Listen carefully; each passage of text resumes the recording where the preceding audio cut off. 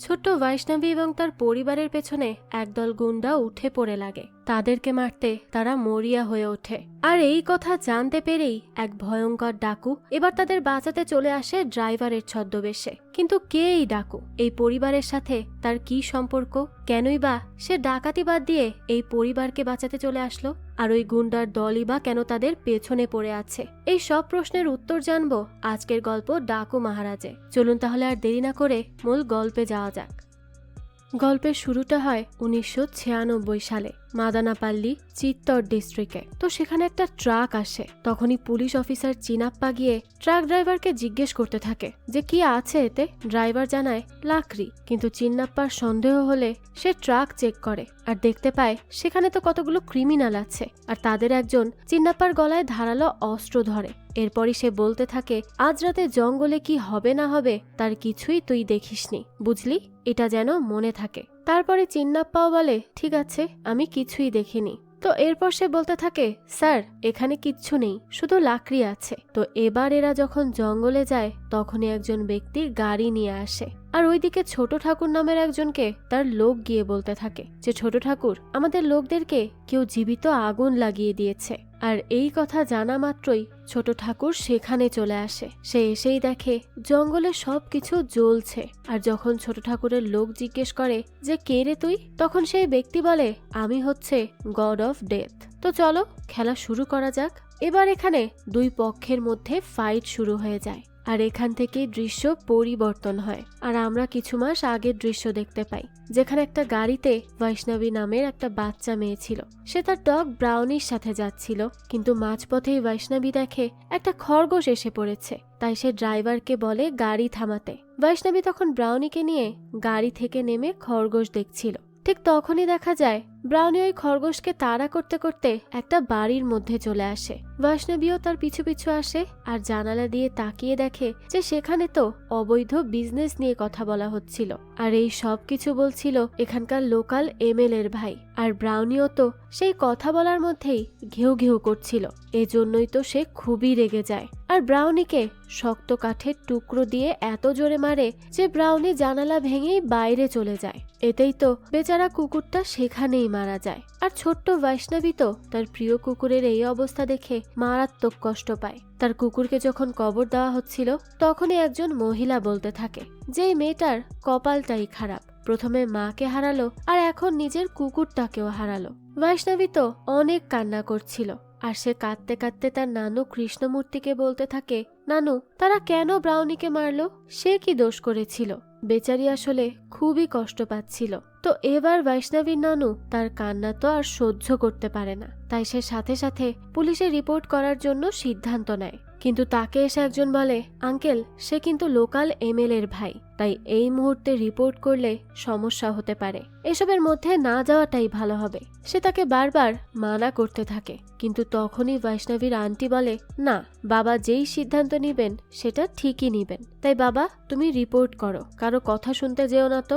অন্যদিকে আমরা local MLA ত্রিমূর্থালুকে দেখতে পাই। সে কিছু একটার মাংস কাটছিল আর টিভিতে একজনের ইন্টারভিউ দেখছিল যে বলছিল এবার এমএলএ সেই হবে। তারপরে সেখানে ওই লোকের ভাই শঙ্কর চলে আসে আর ত্রিমূর্থালুকে বলে প্লিজ ভাই, তাকে মাফ করে দিও, ইন্টারভিউতে সে না বুঝে কি সব বলেছে, আমি তার নমিনেশনও ক্যান্সেল করে নিব, তাও আমার স্ত্রীর ভাইকে তুমি ফিরিয়ে দাও, কিছু করো না প্লিজ।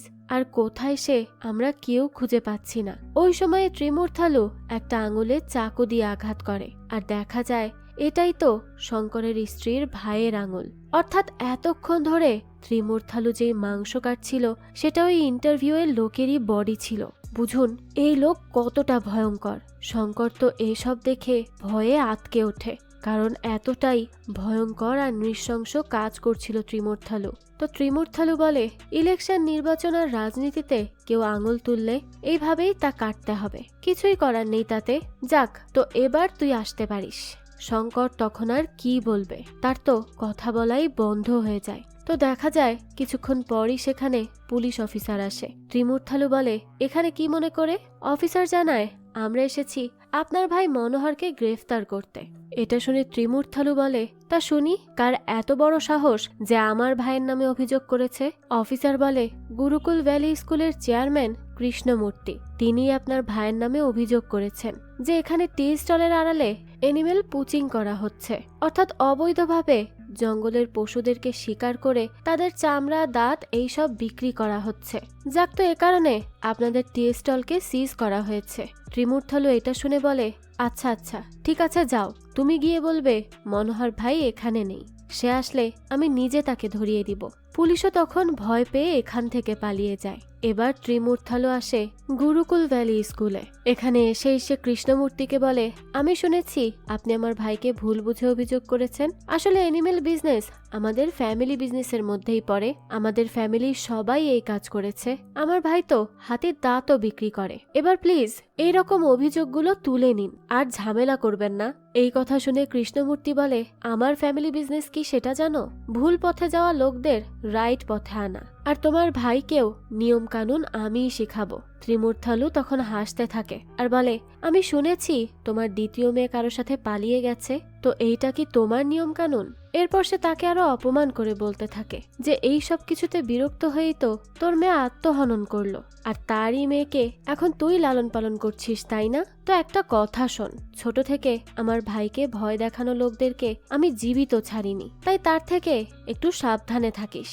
কিন্তু কৃষ্ণমূর্তি তো তার কোনো কথাই শোনে না। তো এরপরই দেখা যায় কৃষ্ণমূর্তিরা কোথাও যেতে নিলে রাস্তায় ত্রিমূর্থালুর লোকেরা তাদের গাড়ি আটকায় আর ভয়ঙ্কর রকমের ভাঙচুর করে। এরপর কৃষ্ণমূর্তিকে বলে, এইবার ছেড়ে দিচ্ছি, কিন্তু যদি আবারও অন্যের কাজে নাক গলাস তাহলে তোর নাতনির মাথা কেটে নিয়ে যাব। তো রাতে তাকে ডিআইজি বলে, আমি বলছি এই কেস তুলে নাও, কারণ আমি ওই এমএলএ কে খুব ভালো করেই জানি, খুবই খারাপ একটা লোক, সে যে কোনো কিছুই করতে পারে। কৃষ্ণমূর্তি বলে, তুমি তো আমাকে 25 বছর ধরে জানো, আমি একটা শয়তানকে কিভাবে ছেড়ে দিতে পারি বলো তো? ডিআইজি তখন বলে, আমার দায়িত্ব ছিল তোমাকে সাবধান করা। এখন থেকে 24 ঘন্টা পুলিশ প্রোটেকশন থাকবে তোমার বাড়িতে, না হলে এরা কখন যে কি করে বসবে আমি তো বুঝতে পারছি না। যাক, তো তারপরই কৃষ্ণমূর্তিকে তার ফ্যামিলি মেম্বার্সরা বলে যে সে তো নিশ্চয়ই বসে থাকবে না, কিছু তো অবশ্যই করবে। তখন কৃষ্ণমূর্তি বলতে থাকে, তো এখন আমি কি করব? মৃত্যুর ভয়ে অন্যায়ের সামনে মাথা নত করব? আমি এরকম কিছুই করব না। কেউ আমাকে সাপোর্ট না করলেও উপরওয়ালা করবে। তো তার এই কথাগুলো গোবিন্দ নামের একটা লোক শুনছিল। পরে সে কল করে মধ্যপ্রদেশে তার মায়ের কাছে। তার মা কল ধরেই বলে, হ্যাঁ বলো বাবা। গোবিন্দ বলে, বেবি বৈষ্ণবীর প্রাণ ঝুঁকিতে আছে, এই খবরটা খুব দ্রুত মহারাজকে জানিয়ে দাও। এদিকে মহারাজকে পুলিশ অন্য একটা জেলে শিফট করছিল, আর পুলিশ নিজেও ভয় পাচ্ছিল এটা ভেবে যে মহারাজকে মারতে যারা আসবে তারা যদি তাদেরকেও মেরে ফেলে। এবার সত্যি সত্যিই সেখানে কিছু লোক চলে আসে আর বেশ গোলাগুলি শুরু হয়ে যায়। অফিসার বলে, তোমাদের যা খুশি তাই করো মহারাজের সাথে, কিন্তু আমাদের প্লিজ যেতে দাও। মহারাজ তো বাইরে আসতেই ওই লোকগুলো তার সামনে মাথা নত করে, অর্থাৎ এরা মহারাজকে মারতে নয় বরং এখান থেকে মুক্ত করতে এসেছে। মহারাজ তখন অফিসারকে বলে, আমাকে মারার লোকের থেকে আমার জন্য মরতে পারে এমন লোক বেশি, বুঝতে পারলে? যাক, তো এরপরই মহারাজকে একজন বলে, আপনার আর 1 ঘন্টার মধ্যেই ট্রেন আছে, দ্রুত চলুন। তারপরে মহারাজ ট্রেনে চড়ে চলে আসে গোবিন্দের কাছে। গোবিন্দ তাকে নিয়ে আসে কৃষ্ণমূর্তির বাড়িতে আর বলে, দেখলে আমি বলেছিলাম না পুলিশ প্রোটেকশনে আছে? তো পুলিশ এসেই গোবিন্দকে জিজ্ঞেস করে, সাথে এটাকে? গোবিন্দ জানায়, এখানে নতুন ড্রাইভার। তো বৈষ্ণবীর কথা শুনে মহারাজা এখানে কেন ছুটে আসলো এই কাহিনী তো আমরা গল্পের সাথে ধীরে ধীরেই জানতে পারবো। যাক, তো তারপরই সেখানে এসআই ম্যাডাম আসে তাকে রিচেক করতে। এসআই বলে, তোমাকে দেখে তো ড্রাইভার লাগছে না। মহারাজ তখন এসআই এর বন্দুক নিয়ে বলে, এটাতে সেফটি গিয়ার দিয়ে রাখেননি কেন? বাচ্চারা আছে আশেপাশে, যে কোনো সময় দুর্ঘটনা ঘটতে পারে। মহারাজ এরকম কথাবার্তা বলে এসআই কে ইমপ্রেস করে ভেতরে চলে আসে। তখন কৃষ্ণমূর্তি বলে, তোমাকে ড্রাইভার হিসেবে আমি রাখতে পারবো না, তার জন্য আগে আমার নাতনি বৈষ্ণবীকে ইমপ্রেস করতে হবে। সে বললে তবেই তুমি সিলেক্ট হবে। এবার সেখানে বৈষ্ণবী আসে আর তাকে দেখে মহারাজ একটা ফ্ল্যাশব্যাকে যায়, আর আজ বৈষ্ণবীকে দেখে বেশ ইমোশনাল হয়ে পড়ে সে। বৈষ্ণবী তখন মহারাজকে একটা প্রশ্ন করে আর তারপরই তাকে গাড়িতে নিয়ে বসে। এবার সেখানে অনেকক্ষণ ধরে ড্রাইভ করা হয়, তবে একটা সময় পরই গাড়ি থামায় মহারাজ। বৈষ্ণবী তখন জিজ্ঞেস করে, তুমি গাড়ি কেন থামালে? আমি কি বলেছি থামাতে? মহারাজ তখন গাড়ি থেকে নেমে যায় আর বলে, আসলে এখানে ফুল গাছ ছিল, তো এদেরও তো জীবন আছে, আর আমি জেনে শুনে কোনো কিছুরই প্রাণ নেই না। বৈষ্ণবী তখন এসব দেখে কিছু না বলেই সেখান থেকে চলে যায়। সবাই বলতে থাকে বৈষ্ণবী আপসেট হয়েছে, মানে ভাই তুমি আর সিলেক্ট হবে না। কিন্তু হঠাৎই বৈষ্ণবী দৌড়ে তার নানুর কাছে যায় আর তাকে বলে নানু সে সিলেক্টেড। যাক, তো এরপরই দৃশ্য পরিবর্তন হয় আর আমরা মুন্না নামের একটা ক্রিমিনালকে দেখি, যে স্টিফেন নামের একজনকে কিছু নিয়ে টাকা দেওয়ার কথা বলছিল, কিন্তু স্টিফেন সেখানে রেগে তাকে শুট করেই মেরে দেয়। আর এই স্টিফেন হচ্ছে স্পেশাল ফোর্স টিমের অফিসার। তো তারপরে সে তার সিনিয়র অফিসারকে কল করে আর বলে স্যার আমি আসলে মুন্নাকে গ্রেফতার করে আনতেই যাচ্ছিলাম। এটা শুনে সিনিয়র অফিসার বলে আচ্ছা, তারপর তুমি সেলফ ডিফেন্সে তাকে শুট করতে বাধ্য হয়েছো তাই তো? স্টিফেন বলে হ্যাঁ স্যার একদম। কিন্তু আপনি কিভাবে জানেন? সিনিয়র অফিসার বলে কারণ তুমি এইভাবে এক কাহিনী বলে এই পর্যন্ত 40টা এনকাউন্টার করেছো। নিজের রাগ তোমার নিয়ন্ত্রণে থাকে না বলে এই এনকাউন্টারের সংখ্যাও দিন দিন বাড়ছে। তবে এইসব ছাড়ো, আমি এখন তোমাকে একটা ইম্পর্টেন্ট কেস দিচ্ছি। আমাদের হাত থেকে ওই ডাকু পালিয়েছে, তাকে আমি যেভাবেই হোক জীবিত চাই। তো তারা কথা বলছিল আসলে মহারাজের ব্যাপারে, যে ডাকু মহারাজ নামে পরিচিত। স্টিফেন এরপর বলে ডাকু তুই যদি পাতালেও লুকিয়ে থাকিস আমি তোকে সেখান থেকেও খুঁজে বের করব। অন্যদিকে মনোহর কল করে ত্রিমূর্থালুকে। ত্রিমূর্থালু বলে এই কেস শেষ হওয়ার আগ পর্যন্ত বাইরে আসিস না, কিছুদিন জঙ্গলেই লুকিয়ে থাক। মনোহর বলতে থাকে তোর কতদিন আমি এখানে থাকবো? ত্রিমূর্থালু বলে আমি তো চেষ্টা করছি, কিন্তু সময় লাগবে কেসটা তুলতে। তখন মনোহর বলতে থাকে ওই কৃষ্ণমূর্তি তার নাতনির জন্যই এইসব করছে তাই না? তাহলে আমি এবার ওই নাতনিকেই গাড়ির নিচে ফেলে মারবো, আর এরপর নিশ্চয়ই কৃষ্ণমূর্তি কেসটা তুলে নিবে। তো রাতে যখন মনোহর বাইরে ছিল তখনই সেখানে মহারাজ গাড়ি নিয়ে আসে। এটা দেখেই মনোহর বলে এই বেশি বাড়াবাড়ি করছিস, কে তুই? তোকে কিন্তু আমি মেরেই ফেলবো। মহারাজ তখন বলে আগে দেখ তুই কিসে দাঁড়িয়ে আছিস। তো দেখা যায় মনোহরের পায়ে তো দড়ি পেঁচিয়ে গেছে। তো এরপরই মহারাজ গাড়ি চালাতে থাকে মনোহরকে পেছনে নিয়ে। সে তাকে এতটাই ভয় দেখায় আর অত্যাচার করে যে পরদিন আদালতে হাজির হয় মনোহর। জাজ তখন বলে এনিমেল পুচিং করার অপরাধ স্বীকার করে আত্মসমর্পণ করার জন্য মনোহরকে 14 দিনের জুডিশিয়াল রিমান্ড মঞ্জুর করা হয়েছে। কিন্তু ত্রিমূর্থালু তো বুঝতে পারে না কেন তার ভাই নিজ থেকে আত্মসমর্পণ করলো। তবে আমরা তো খুব ভালো করেই বুঝতে পারি যে মহারাজই তাকে বাধ্য করেছে আত্মসমর্পণ করতে।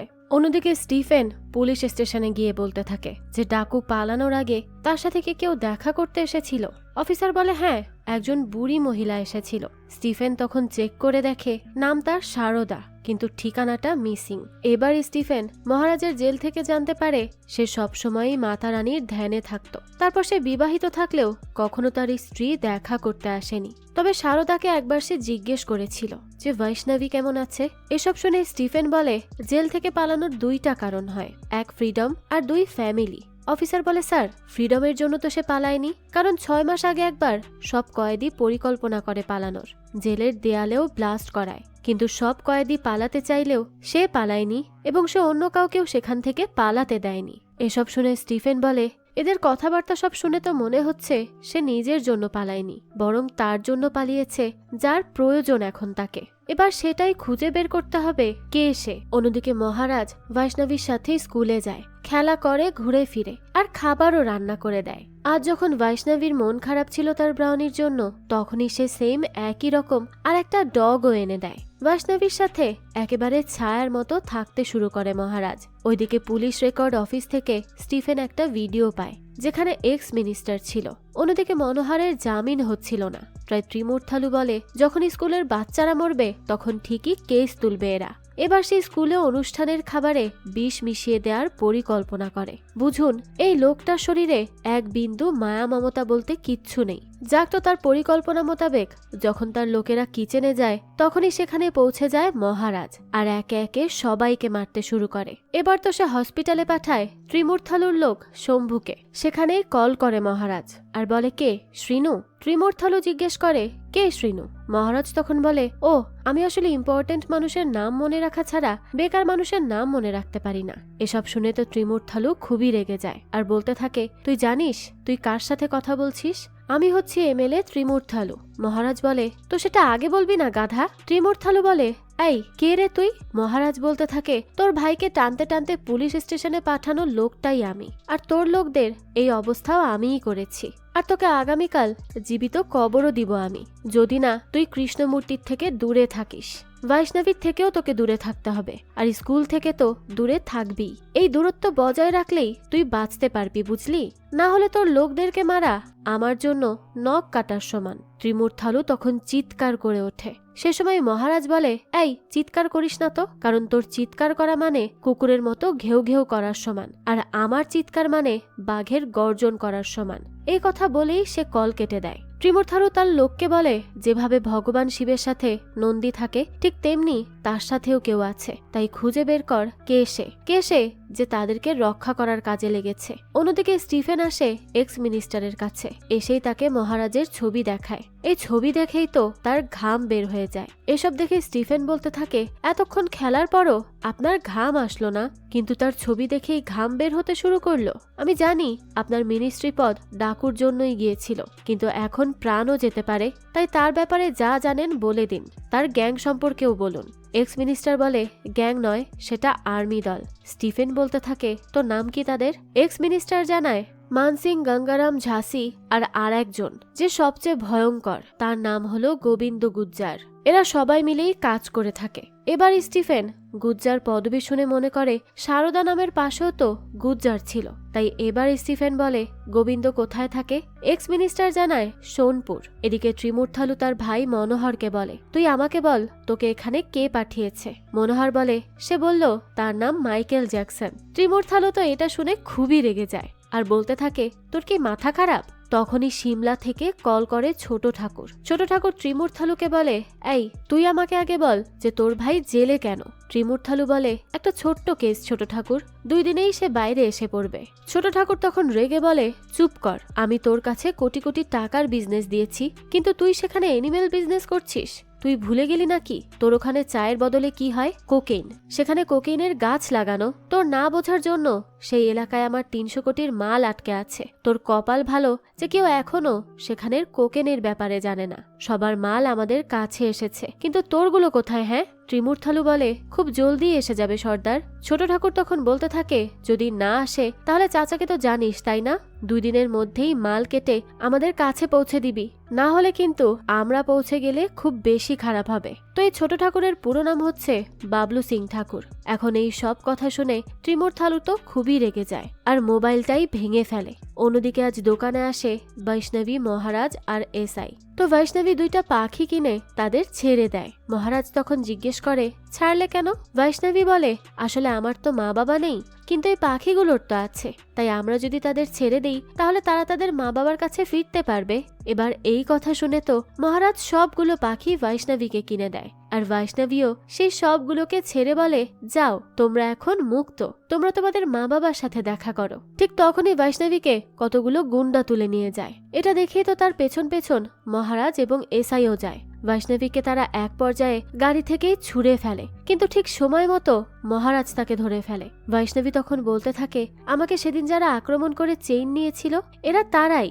এবার এটা জানার পরই মহারাজের রাগ 3 গুণ বেড়ে যায়, তাই সে গাড়ি ফুল স্পিডে স্টার্ট করে আর গিয়ে সজোরে ধাক্কা দিয়ে ওই গুন্ডার অবস্থা একেবারে খারাপ করে ফেলে। এরপরে রাতে তারা 3 জন এই জঙ্গলেই থেকে যায়, কারণ গাড়ি খারাপ হয়ে গেছে। বৈষ্ণবী তো মহারাজের আঘাতের জায়গায় তখন পট্টি বেঁধে দেয় আর বলে, নানাজি, আমার ঘুম এসে গেছে, আমি কি তোমার কোলে ঘুমিয়ে পড়ব?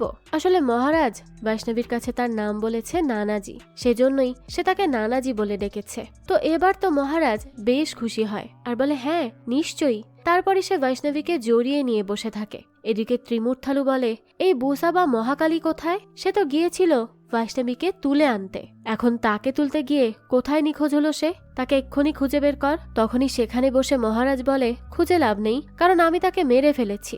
ত্রিমূর্থালু জিজ্ঞেস করে, কে তুই?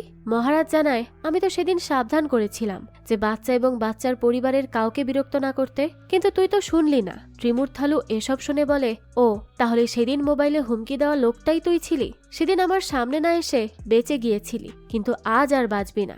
এরপর সে বলে, এই ডেভিড, কোথায় তোরা? একে মারতো। তখনই মহারাজ উঠে দাঁড়ায় আর দেখা যায় সেখানে ঝুলে আছে ত্রিমূর্থালুর লোকদের লাশ। মহারাজ বলে, চিন্তা করো না, আমি সবাইকে খুব শান্তির সাথেই উপরে পাঠিয়েছি। মানুষ তো পড়াশোনায় মাস্টার্স করে, কিন্তু আমি মার্ডারের উপর মাস্টার্স করেছি। তো এসব দেখে ত্রিমূর্থালু তাকে জিজ্ঞেস করে, তোর কি চাই বলতো? মহারাজ বলে, আমি জানি এখানে টি গাছের আড়ালে কোকেইন হচ্ছে, তাই যেই ব্যক্তি তোকে তার বিজনেস ফেস করে বিজনেস করছে আমি তাকেই চাই, তুই তাকে ডাকবি, আমি সরাসরি তার সাথেই কথা বলবো। তখন ত্রিমূর্থালু তাকে বলতে থাকে, তুই কি যুদ্ধে নামতে চাস? মহারাজ বলে, সিংহ কখনো শেয়ালের সাথে লড়াই করতে যায় না বোকা, তাই যা বলছি তাই কর। এসব কথাবার্তা আবার দূর থেকে শোনে এসআই ম্যাডাম। তারপরই বৈষ্ণবীকে নিয়ে বাড়ি চলে আসে তারা। কৃষ্ণমূর্তি তার নাতনিকে বাঁচানোর জন্য মহারাজকে ধন্যবাদ জানায় আর তাকে বলে, কেউ একজন তোমার সাথে দেখা করতে এসেছেন। মহারাজ এসে দেখে স্টিফেন এসেছে। তো স্টিফেন তাদের কাছে আসল পরিচয় দেয়নি, বরং বলেছে মহারাজ আমার স্ত্রীর ভাই আর আমার স্ত্রীর ডেলিভারি হবে, তাই তাকে এখন ফিরতে হবে। স্টিফেন তো মহারাজকে দেখেই জড়িয়ে ধরে আর বলে, আমি খোঁজ করে সারদার থেকে এই ঠিকানা পেয়েছি, ভেবেছিলাম এসে তোকে টেনে হিচড়ে নিয়ে যাব, কিন্তু এই ফ্যামিলি দেখে আমার মায়া হলো, তাই তাদেরকে সত্যিটা বলিনি। এবার চুপচাপ শান্তভাবে আমার সাথে ফিরে চল। মহারাজ বলে, আমার এখানে কিছু অসম্পূর্ণ কাজ আছে, সেগুলো হয়ে গেলে আমি নিজেই আত্মসমর্পণ করব। কিন্তু স্টিফেন তো তার কথায় রাজিই হয় না। এবার বৈষ্ণবী পুলিশের গাড়ির পেছনে দৌড়াতে দৌড়াতে বলে, নানাজি প্লিজ যেও না, প্লিজ আমাকে ছেড়ে যেও না। তো তারপরে বাবলু আসে কৃষ্ণমূর্তির সাথে দেখা করতে। বাবলু তাকে বলে, আপনার এই এলাকার চায়ের বাগানে আসলে আমার কোকেইন চাষ হচ্ছে, তো আমি এতদিন এমএলএ কে পাওয়ারফুল ভেবে তার সাথে পার্টনারশিপে কাজ করেছি, কিন্তু এখন দেখছি সে তো আপনাকেই ভয় পেয়ে চলছে, তাই আমি এসেছি আপনার জন্য অফার নিয়ে। আপনি আমার সাথে পার্টনার হয়ে যান, তাহলে আমি 1 বছরে 25 কোটি টাকা দিব আপনাকে। আর বাবলুর অফার রিজেক্ট করার তো কারো ক্ষমতা নেই, যে করে সে সেখানেই মরে। কিন্তু কৃষ্ণমূর্তি তো রেগেমেগে তার মুখে চাই ছুঁড়ে মারে। এবার রাতে ত্রিমূর্থালু বাবলুকে বলে, তুমি কেন কৃষ্ণমূর্তিকে আমাদের বিজনেসের ব্যাপারে বললে? বাবলু বলে, বলেছিলাম কারণ তুই কোনো কাজের না, আর সে আমার অফার যখন রিজেক্ট করেছে, এখন তো এদিকে কোকেইন কাটা হবে আর অন্যদিকে তার পরিবারের গলা কাটা হবে। ত্রিমূর্থালু বলে, তো এরকম কিছু করলে আমার পলিটিক্যাল ক্যারিয়ার খারাপ হয়ে যাবে পাগল। তখন বাবলু ত্রিমূর্থালুকেও চাকু মেরে দেয়। এবার রাতে একদিকে কোকেইন কাটা শুরু হয়, তো অন্যদিকে দলে দলে গুন্ডা ঢুকে পড়ে কৃষ্ণমূর্তির বাড়িতে। চারিদিকে যখন কৃষ্ণমূর্তির ফ্যামিলিকে ঘিরে ধরে সবাই, তখনই সেখানে মানসিং, গঙ্গারাম, ঝাঁসি আর গোবিন্দ পৌঁছে যায়। মানসিং বলে, ভয় পেও না, আমরা মহারাজের সৈনিক। অন্যদিকে কিছু লোক বৈষ্ণবীকে তাড়া করে, তবে তখনই সেখানে চলে আসে মহারাজ। আসলে মহারাজকে যখন নিয়ে যাচ্ছিল স্টিফেন, তখনই তাকে কল করে তার সিনিয়র অফিসার আর বলে, ওই ডাকুকে ছেড়ে দাও, কারণ তার সৈনিকরা আমার ফ্যামিলিকে গান পয়েন্টে রেখেছে। তো বর্তমানে মহারাজকে দেখে তার সৈনিকরা মাথা নত করে তাকে সম্মান জানায়। এটা দেখেই তো কৃষ্ণমূর্তি সহ তার ফ্যামিলি শকড হয়ে যায় আর সবাই তার দিকে তাকিয়ে থাকে। পরে কিচেনে বৈষ্ণবীর জন্য নুডলস রান্না করতে করতে আরো কয়েকজনকে মারে মহারাজ। সেখানেই একজন লোক বলতে থাকে, আমাকে যদি কিছু করিস তাহলে কোকেইন কাটতে থাকা 100 লোক এখানে চলে আসবে। মহারাজ এটা শুনে বলে, এখানে আসলে সময় নষ্ট হবে, তার চেয়ে ভালো আমি তাদের কাছে চলে যাচ্ছি। তো এবার আমরা গল্পের শুরুর দৃশ্যটা দেখতে পাই, যেখানে একজন লোক গাড়িতে করে আসে। তো এই হচ্ছে মহারাজ। এবার সেখানে বাবলু এসেই দেখে মহারাজকে। বাবলু ডাকু মহারাজকে চিনতো আগে থেকেই। এবার তো সেখানে মারামারির এক পর্যায়ে বাবলু তাকে একটা গুলি করে ফেলে আর তার লোকদেরকে বলে, একে মেরে ফেল। এরপরে বাবলু কল করে তার চাচাকে আর বলে, চাচা বলবন্ত, একটা গিফট আনছি তোমার জন্য। বলবন্ত জিজ্ঞেস করে, কি গিফট? বাবলু বলে, ডাকু এখানে এসেছিল, ডাকু মহারাজ, আমি তার মাথা পাঠাবো তোমাকে। বলবন্ত বলতে থাকে, তুই কি তাকে মরতে দেখেছিস? তার নিঃশ্বাস থামতে দেখেছিস? তার হার্টবিট কি মিসিং হতে দেখেছিস? বাবলু বলে, হ্যাঁ, তাকে মরতে দেখবো, আর 10 মিনিটের মধ্যেই। বলবন্ত তখন তাকে বলে, তাকে মারা এত সহজ না, তাকে মারতে হলে সিপাহী প্রয়োজন হয় না, তাকে মারতে হলে কলিজা লাগে, তাকে মারতে হলে অস্ত্র দিয়ে কিছু হবে না, বুদ্ধি দিয়ে কাজ করতে হবে। আর তাকে মারার জন্য তুই সামনে থাকলে হবে না, আমাকে থাকতে হবে। এবার দেখা যায় সত্যি সত্যি মহারাজকে এরা কিছুই করতে পারে না। সে দিব্যি উঠে সব কয়টাকে মেরে ফেলে। বাবলু তো এইসব দেখে পালানো শুরু করে, কিন্তু মহারাজ ঘোড়ায় উঠে তাকে গিয়ে ধরে এবং তাকে সেখানেই মেরে ফেলে। ওইদিকে বলবন্ত বলে, খুব জলদি দেখা হবে ডাকু মহারাজ। এরপরই মহারাজের বডি থেকে ডাক্তার বুলেট বের করে আর স্টিফেনকে বলে, আমি তার বডি থেকে বুলেট বের করে দিয়েছি, তার হুশ আসবে কিছু সময় পর। স্টিফেন বলতে থাকে, না, তাকে বেহুশ করেই রাখো অ্যানেস্থেসিয়া দিয়ে, যাতে করে তাকে জেলে পৌঁছানোর আগ পর্যন্ত তার হুশ না ফেরে। ডাক্তার তখন বলে, সরি স্যার, ডোজ বাড়িয়ে দিলে সে মারাও যেতে পারে। স্টিফেন তখন রেগে যায় আর বলে, আরে ডাক্তার, তার বডিতে 16টা চাকুর গভীর আঘাত আছে আর একটা বুলেটও লেগেছিল, কিন্তু সে এরপরও একা এতগুলো মানুষের সাথে লড়াই করে তাদেরকে মেরেছে, তাই সে কোনো সাধারণ মানুষ না, বরং একটা ওয়াইল্ড অ্যানিমেল। সেজন্য আমি যা বলছি তাই করো। তো সেখানে বৈষ্ণবী গোবিন্দকে বলে, নানাজি ঠিক হয়ে যাবে তো? গোবিন্দ বলে, হ্যাঁ মা, ঠিক হয়ে যাবে। কৃষ্ণমূর্তি তখন জিজ্ঞেস করে, তোমরা কারা বলো তো? তোমাদের সাথে আমার পরিবারের কি সম্পর্ক? কেন তোমরা আমাদেরকে নিজেদের জীবন বাজি রেখে বাঁচালে?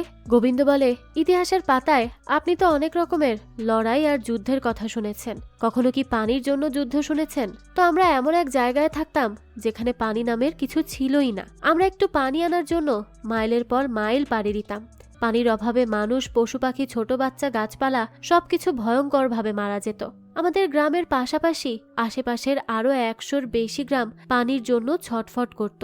আমরা সারা সপ্তাহের মধ্যে একটা দিনের জন্যই অপেক্ষা করতাম, যখন আমাদের কলসি পানিতে ভরত।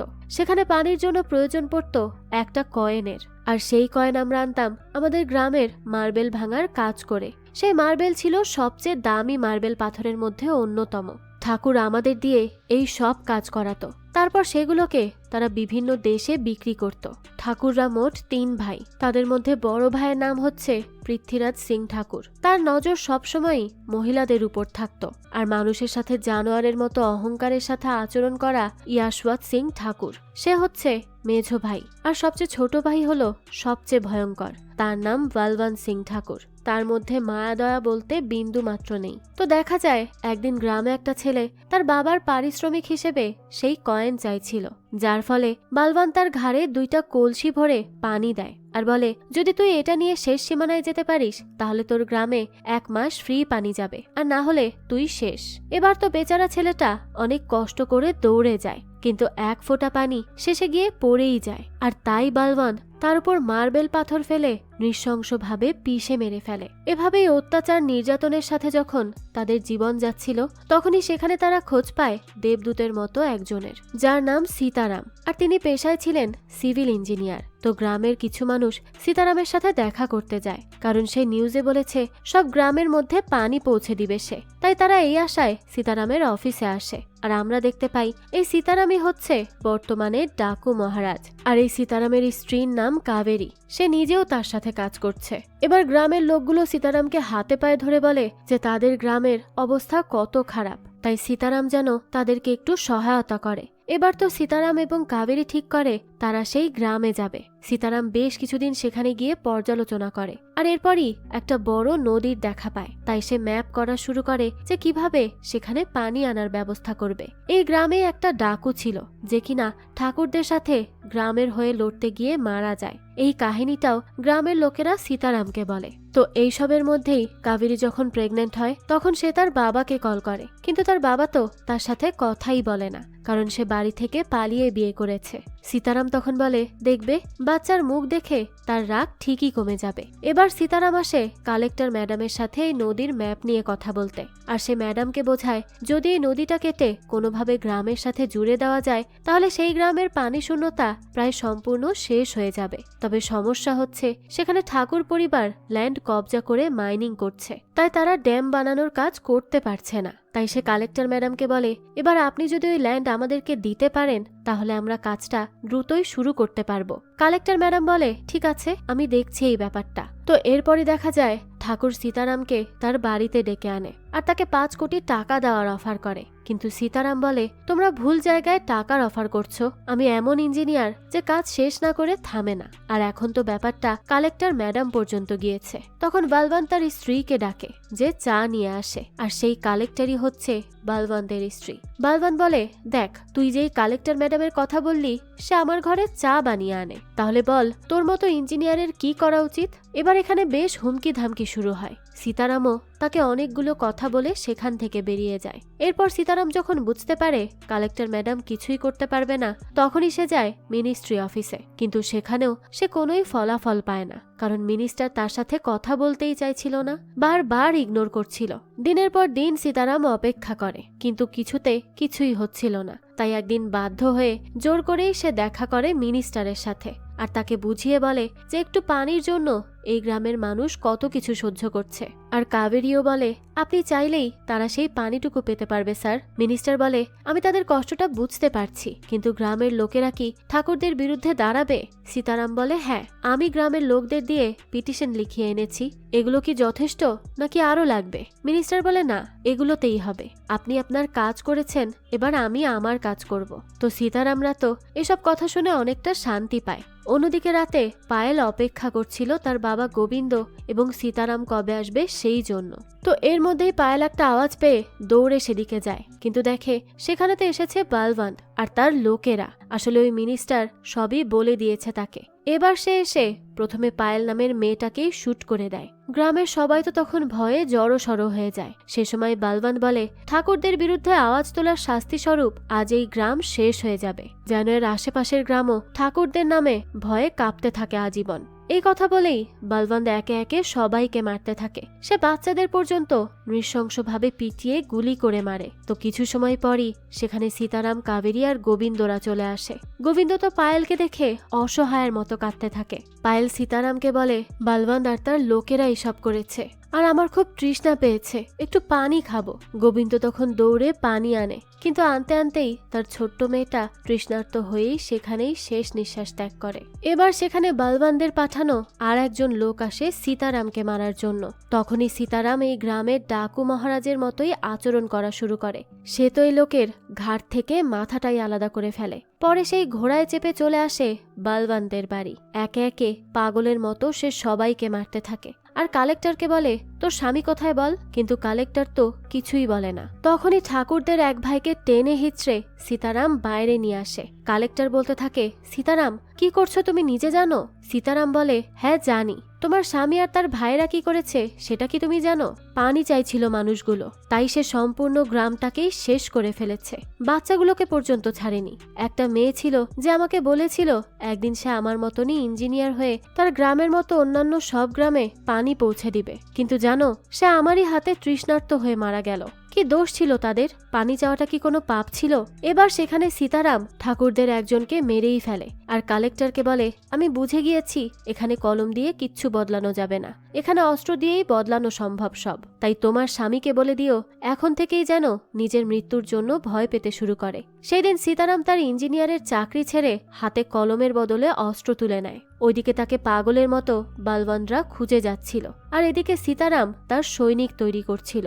আশেপাশের বিভিন্ন জায়গায় সে পানি এনে দিচ্ছিল, তাই তাকে মানুষ অন্যভাবে পছন্দ করতে শুরু করে এবং মানতেও শুরু করে, কারণ সে তো নিপীড়িত মানুষের জন্যই কাজ করছিল। তো এরপরই মহারাজ ঠাকুরদের সেই মার্বেলের বিজনেসটাও বন্ধ করিয়ে দেয়। তো এরপরই পৃথ্বীরাজ ধরে আনে কাবেরীকে আর বলে, এই যে গ্রামের কিছু নিরীহ মানুষের উপর অত্যাচার চলছে শুধুমাত্র তোমার স্বামীর জন্য, তাও এরা বলছে না কোথায় আছে তোমার স্বামী। হয়তোবা তোমার পেটের বাচ্চার কিছু হলেই তারা মুখ খুলবে। তখনই তো একটা মেয়ে তাকে গালি দিয়ে বসে আর বলতে থাকে, এই তোর সাহস কি করে হলো দিদিকে ছোঁয়ার? এটা দেখেই তো পৃথ্বীরাজ মেয়েটাকে তুলে ট্যাঙ্কে নিতে বলে। কতটা অসভ্য এই ভাইগুলো। তো সেই সময় কাবেরী বলতে থাকে, তাকে ছেড়ে দে, আমি বলছি সে কোথায় আছে, আমার স্বামীর খবর আমি দিচ্ছি।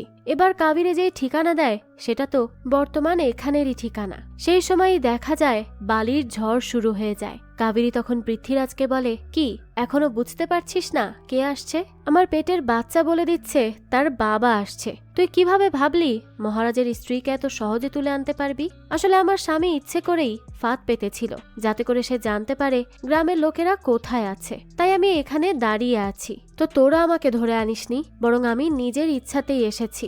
এবার সেখানে মহারাজ এসে একে একে ঠাকুরদের সব লোকদেরকে মারতে থাকে আর পৃথ্বীরাজকে বলে, কি তুই আমাকে দেখবি তাই না? এই নে দেখ, তুই না জানি কত মহিলার সাথে খারাপ করেছিস, আজ তোকেই আর একটা মেয়ে লাঞ্ছিত করবে। এই চন্দ্রিকা, তোর মায়ের গায়ে হাত তোলা লোককে এক্ষুনি তার মায়ের কথা মনে করিয়ে দে। তারপরে চন্দ্রিকা তাকে চাবুক দিয়ে মারতে মারতে একেবারে অবস্থাই খারাপ করে ফেলে। পৃথ্বীরাজ বলে, আমাকে কিছু করলে কিন্তু আমার ভাই বালওয়ান্ত তোকে ঠিকই খুঁজে শেষ করবে। মহারাজ এবার পৃথ্বীরাজকেই প্রাণে মেরে ফেলে আর বলে, তুই কি ওয়ার্নিং দিবি? আমি মারবো, আমি ওয়ার্নিং দিব, চিন্তা করিস না, তোর ভাই বালওয়ান্তকেও খুব শান্তিতেই উপরে পাঠাবো। এবার এভাবেই দিন যেতে থাকে।